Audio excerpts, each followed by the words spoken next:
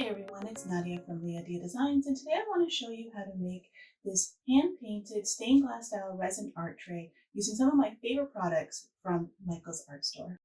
Some of the key products for this project include one-to-one resin, silicone putty, various glitters and mica powders, gloss varnish, and a paint outliner. To get started, we're going to first make our custom mold using silicone putty from Easy Mold. I've also put a clear acetate sheet underneath this so that it'll act as the bottom of our mold. Once that's set, we can go ahead and pour our base layer of resin. This is one-to-one resin from Mod Podge, and then we'll get the bubbles out with our heat gun and let that cure overnight.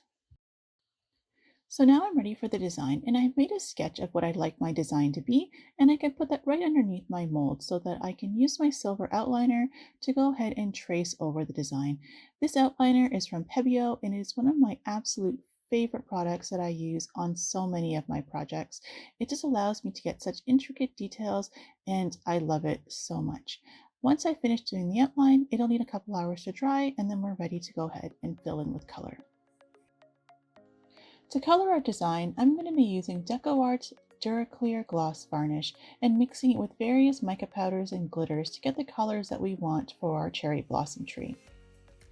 I'm only going to slightly pigment the gloss varnish with the mica because I do want it to have that translucent look to it because we are trying to mimic a stained glass feel here.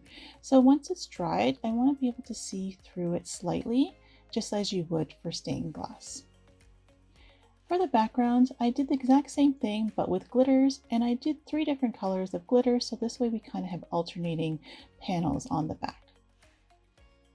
Once that's dried for about 12 hours, we're ready to add our top coat of resin. This is going to protect our design as well as give us a beautiful, shiny, flat surface for the top of our tray. Once cured overnight, we can go ahead and take it out of the mold. There will be a few rough edges, but we can easily sand those down. For the edges, I'm going to be using an oil-based silver metallic paint marker from Craftsmart. This marker is so easy to use, it has a beautiful finish, and it dries really quickly. Within 10 minutes, it was dry enough that I could pick up the tray and see the final look.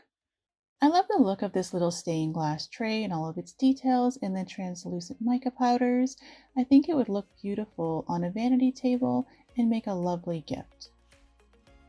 So I hope you guys liked the tutorial, and if you want to give it a try, head over to your local Michael's Art Store and check out these amazing products. Thank you so much for watching. Take care. Bye.